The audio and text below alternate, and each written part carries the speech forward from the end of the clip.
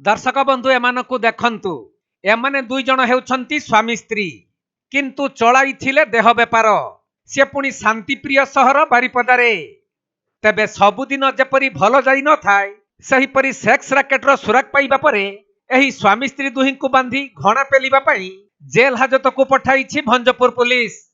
मिलिथिबा सूचना अनुसार बालेश्वर रे रही काम करुथुबा जण युवतींकु बड़ चाकरी करिदेबाकु कही एही महिला मामुनी सेठी एवं तांको स्वामी अभिमन्यु सेठी बारिपदाकु डाकिथिले।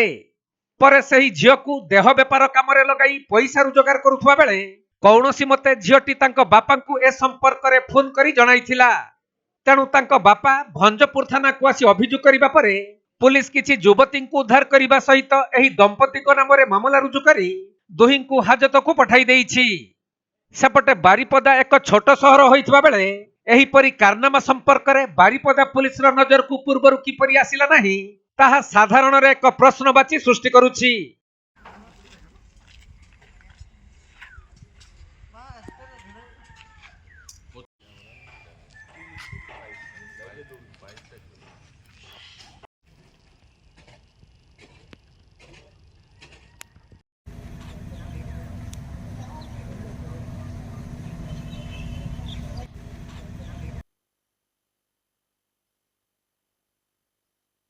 मयूरभंज जिला बारिपदारु दीपक पाणिग्राही रिपोर्ट कोणार्क लाइव।